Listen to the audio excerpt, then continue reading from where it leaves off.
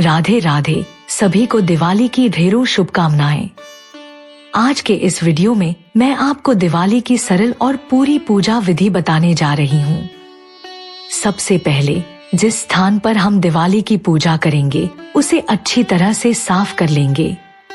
फिर आप वहाँ पर रंगोली बना सकते हैं। अगर आपको रंगोली बनाना नहीं आता तो आप स्वस्तिक बना सकते हैं, जो हल्दी, चंदन या राली से बनाया जा सकता है। स्वस्तिक को शुभ चिन्ह माना जाता है और किसी भी पूजा की शुरुआत इससे की जाती है। दिवाली के दिन हम शाम के समय लक्ष्मी पूजन करते हैं। सबसे पहले स्वस्तिक बनाएं, फिर उस पर थोड़े फूल अर्पित करें। इसके बाद पूजा के लिए एक चौकी लगाएं, जिस पर लाल कपड़ा बिछाकर सजाएं। चौकी पर लक्ष्मी और गणेश जी का पोस्टर लगाएं। आप चाहें तो पेपर का पोस्टर भी इस्तेमाल कर सकते हैं, जो आसानी से उपलब्ध होता है। अगर आपके पास बड़ी मूर्ति या फोटो है तो उसे भी आप लगा सकते हैं। सबसे पहले हमें चौकी पर कलश की स्थापना करनी होगी। अपने बाएं हाथ की तरफ जहां आप पूजा कर रहे हैं थोड़े से चावल रखें और उसके ऊपर कलश स्थापित करें। कलश को गले तक पानी से भरें, फिर उसमें हल्दी, सुपारी, सिक्का, चावल और फूल डालें। इसके बाद कलश के ऊपर आम के पत्ते रखें। यदि आम के पत्ते उपलब्ध न हो तो आप अशोक के पत्ते भी उपयोग कर सकते हैं। पत्तों पर तिलक करें। फिर एक प्लेट में चावल भरकर उसके ऊपर नारियल रखें। नारियल पर तिलक करें, मौली, धागा बांधें और नारियल का मुख अपनी तरफ रखें। इस प्रकार लक्ष्मी कलश की स्थापना हो जाएगी। इसके बाद लक्ष्मी जी और गणेश जी की मूर्तियों को चौकी पर विराजमान करें। यदि आपने नई मूर्तियां ली हैं तो उन्हें स्थापित करें, अन्यथा अपने मंदिर की पुरानी मूर्तियां या चांदी की लक्ष्मी गणेश जी की मूर्तियों को विराजमान करें। लक्ष्मी और गणेश जी को स्थापित करने के बाद भगवान विष्णु को भी विराजमान करना होता है। अगर आपके पास विष्णु भगवान की मूर्ति या फोटो है तो उसे स्थापित करें। अगर नहीं है तो सुपारी के रूप में भगवान विष्णु की स्थापना करें। लक्ष्मी जी के साथ विष्णु भगवान का होना अत्यंत आवश्यक है, इसलिए आप उन्हें सुपारी के रूप में अवश्य विराजमान करें। इस प्रकार हमने चौकी की स्थापना कर ली है। इसके बाद पूजा की शुरुआत संकल्प से होगी। हाथ में थोड़े से चावल लेकर लक्ष्मी जी के सामने संकल्प करें और कहें, हे लक्ष्मी जी, आज मैं आपका पूजन कर रही हूँ। कृपया मेरे घर में निवास करें और धन संपत्ति की वृद्धि करें। इसके बाद हाथ में लिए चावल लक्ष्मी जी के चरणों में अर्पित कर दें। अब हम पूजा शुरू करेंगे।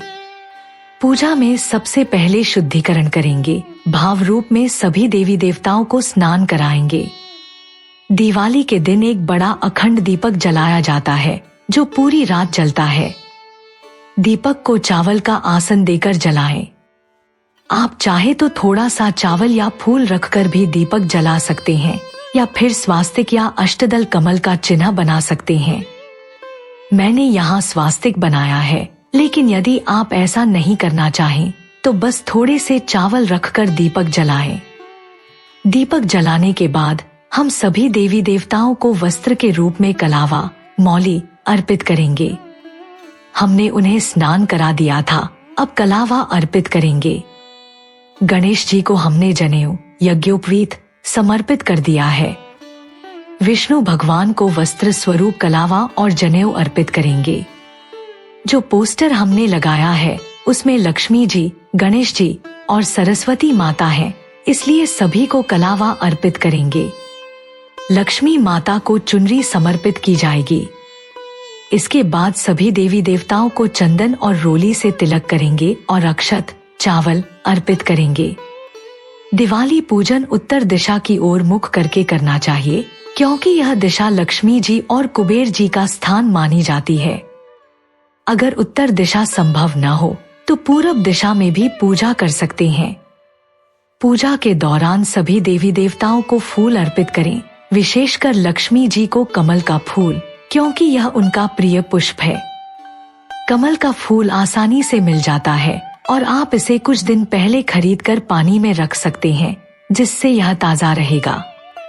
ध्यान दें कि बंद फूल न चढ़ाएं, कमल का खिला हुआ फूल ही समर्पित करें। यदि कमल का फूल उपलब्ध नहीं हो तो लाल गुलाब का फूल भी चढ़ा सकते हैं, जो लक्ष्मी जी को प्रिय है। फूल अर्पित करने के बाद लक्ष्मी माता की अन्य प्रिय वस्तुएं जैसे गोमती चक्र, कमलगट्टे और कौड़ी अर्पित करें। मैं यहाँ 5-5 की संख्या में समर्पित कर रही हूँ, लेकिन आप अपनी सुविधानुसार अधिक या कम कर सकते हैं। इसके बाद हल्दी, सुपारी, लौंग और इलायची भी अर्पित करें। धनतेरस के दिन आपने जो बर्तन खरीदे हैं उन्हें भी लक्ष्मी माता को समर्पित करें। पूजा की चौकी पर बर्तन रखकर उनका पूजन करें। साथ ही अगर आपने सोने चांदी की कोई वस्तु खरीदी है तो उसे भी चौकी पर रखें। अगर नई चीजें नहीं खरीदी हैं तो घर में पहले से रखी सोने चांदी की वस्तुएं रखें और साथ में कुछ पैसे भी जरूर रखें। कुछ लोग सभी पैसे और गहने लक्ष्मी पूजन में रखते हैं। आप चाहें तो सारे गहने और पैसे रख सकते हैं या केवल कुछ ही रख सकते हैं, क्योंकि यह भी लक्ष्मी माता का रूप है और इनका पूजन साथ में ही किया जाएगा। सभी देवी देवताओं को तिलक और अक्षत समर्पित कर दिया है। साथ ही जो कौड़ी, गोमती चक्र आदि चढ़ाए हैं उन्हें भी तिलक करें। आप चाहें तो बाद में लक्ष्मी पोटली भी बना सकते हैं। इसके बाद सप्तधान, 7 प्रकार के साबुत अनाज समर्पित किए जाते हैं। इसमें धनिया का होना आवश्यक है, बाकी अनाज आप अपनी सुविधा के अनुसार चुन सकते हैं। लक्ष्मी माता को सप्तधान अर्पित करना अत्यंत शुभ माना जाता है, इसलिए इसे अवश्य समर्पित करें। भोग समर्पण के लिए खील पताशे का भोग अवश्य करें। इसके साथ ही जो भी मिठाइयाँ आपने घर में बनाई हो या बाजार से मंगवाई हो उनका भोग भी अर्पित करें। साथ ही ऋतु फल, मौसमी फल का भी भोग समर्पित करें। भोग को पान के पत्ते पर रखना चाहिए, क्योंकि लक्ष्मी माता को पान अत्यंत प्रिय है। पान के पत्ते पर खील, मिठाई और फल रखकर उन्हें समर्पित करें। भोग समर्पित करने के बाद लक्ष्मी माता से उसे ग्रहण करने की प्रार्थना करें और जल अर्पित करें। इस प्रकार भोग समर्पण की प्रक्रिया पूरी होती है। इसके बाद लक्ष्मी जी की कथा सुनी जाती है। कथा सुनते समय अपने दाहिने हाथ में थोड़े से फूल और चावल लें। यदि आप लक्ष्मी जी की कथा नहीं सुनते हैं तो आप लक्ष्मी मंत्रों का जाप भी कर सकते हैं। आप दोनों में से किसी भी एक का चयन कर सकते हैं, और यदि आप इनमें से कुछ नहीं करना चाहते तो इस चरण को स्किप कर सकते हैं। यदि आप लक्ष्मी जी की कथा सुनना चाहते हैं तो उसका वीडियो चैनल पर उपलब्ध है और लिंक मैं आपको डिस्क्रिप्शन में दे दूंगी। कथा सुनने के बाद हाथ में लिए फूल और चावल लक्ष्मी और गणेश जी के चरणों में अर्पित करें और थोड़े चावल जल के लोटे में भी डाल दें। इसके बाद हम दीपक जलाते हैं और दिवाली के दिन कई दीपक जलाए जाते हैं। सभी दीपक जलाकर चौकी के पास रख लें, फिर धूप दीप दिखाएं। जो बर्तन आपने धनतेरस पर खरीदे हैं उनमें भी खील जरूर डालें, बर्तन खाली न रखें। अब लक्ष्मी माता को खील समर्पित करेंगे और खील की वर्षा करना भी जरूरी होता है। दोनों हाथों में खील लेकर धीरे धीरे लक्ष्मी माता के ऊपर खील की वर्षा करें। इसे धान की वर्षा भी कहते हैं और यह बहुत शुभ मानी जाती है। घर के सभी सदस्यों से भी खील की वर्षा जरूर करवाएं। इसके बाद दीपक जलाकर आरती करें। अखंड दीपक को नहीं उठाते, उसे वहीं जलता रहने देते हैं। एक अलग दीपक थाली में लेकर आरती के लिए इस्तेमाल करें। धूप जलाकर लक्ष्मी माता और गणेश जी की प्रेम पूर्वक आरती करें। बहुत से लोग कहते हैं कि लक्ष्मी माता की आरती नहीं की जाती, लेकिन हमारे यहाँ हर वर्ष पूरे परिवार के साथ बड़े धूमधाम से लक्ष्मी माता की आरती होती है। आरती के बाद हाथ जोड़कर लक्ष्मी माता से प्रार्थना करें कि वे आपके घर में स्थायी रूप से निवास करें और अन्नधन की समृद्धि बनाए रखें। इस प्रकार आपकी पूजा पूर्ण हो जाएगी। पूजा के बाद जल का लोटा लेकर तारों को अर्घ्य दें। अगर तारे न दिखें तो पानी पौधों में डाल सकते हैं। चौकी अगले दिन उठानी है, लेकिन पूजा के बाद भोग और प्रसाद सभी में बांट दें। जो दीपक जलाए हैं उन्हें घर के भीतर और बाहर, छत पर सभी जगह रखें ताकि कहीं भी अंधेरा न रहे। इस प्रकार पूजा पूरी हो जाएगी।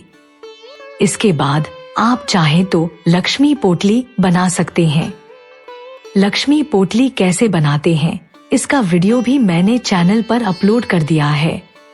लक्ष्मी पोटली बनाने के लिए एक लाल रंग की थैली लें और उसमें वे सभी वस्तुएं रखें जो आपने लक्ष्मी जी को प्रिय मानते हुए चढ़ाई हैं। पोटली को बांधकर किसी सुरक्षित स्थान जैसे तिजोरी या अलमारी में रखें। इसे बेहद शुभ माना जाता है। हमारे यहाँ दिवाली की रात अखंड दीपक से काजल बनाया जाता है, जिसे घर के सभी सदस्यों की आंखों में लगाया जाता है। मान्यता है कि इससे लक्ष्मी जी की कृपा प्राप्त होती है और आंखों की रोशनी बनी रहती है। अगर आपके यहाँ यह परंपरा नहीं है तो इसे छोड़ सकते हैं। दिवाली के दिन झाड़ू का पूजन जरूर करें, क्योंकि झाड़ू को लक्ष्मी जी का स्वरूप माना जाता है। कोशिश करें कि सूर्यास्त से पहले पूजन करें, पर यदि ऐसा न हो पाए तो लक्ष्मी पूजन के समय भी कर सकते हैं। झाड़ू पर तिलक, अक्षत, कलावा और फूल चढ़ाएं और धूप दीप से उसकी आरती करें। धनतेरस पर खरीदी गई झाड़ू का दिवाली पर पूजन करना शुभ होता है। पूजा के बाद चौकी अगले दिन उठानी चाहिए, लेकिन भोग को पूजा के तुरंत बाद प्रसाद के रूप में बांट दें। अगर आप लक्ष्मी पोटली बनाते हैं तो पूजा के बाद ही उसमें सामान रखें और उसे सुरक्षित स्थान पर रखें। बाकी सभी सामग्री जैसे सजावट और पूजन की अन्य वस्तुएं अगले दिन समेटनी चाहिए। चौकी और अन्य चीजें व्यवस्थित रूप से हटाएं। सारी सामग्री के समेटने और अन्य जानकारी के लिए एक अलग वीडियो चैनल पर उपलब्ध होगा, जिसका लिंक मैं आपको डिस्क्रिप्शन में दे दूंगी। आप वहां से देख सकते हैं। दोस्तों, दिवाली पूजा की यह संपूर्ण विधि मैंने आपके साथ साझा की है। कृपया कमेंट करके बताएं कि आपको यह विधि कैसी लगी। अगर यह वीडियो आपको थोड़ी भी उपयोगी लगी हो तो कृपया इसे लाइक करें। हम महिलाएं तीज त्योहार घर में कैसे करती हैं, यह देखने के लिए मेरे चैनल को सब्सक्राइब जरूर करें। माता लक्ष्मी की कृपा आप पर सर्वदा बनी रहे, इसी कामना के साथ फिर मिलते हैं किसी और वीडियो में। तब तक के लिए जय मां लक्ष्मी, राधे राधे और हैप्पी दिवाली।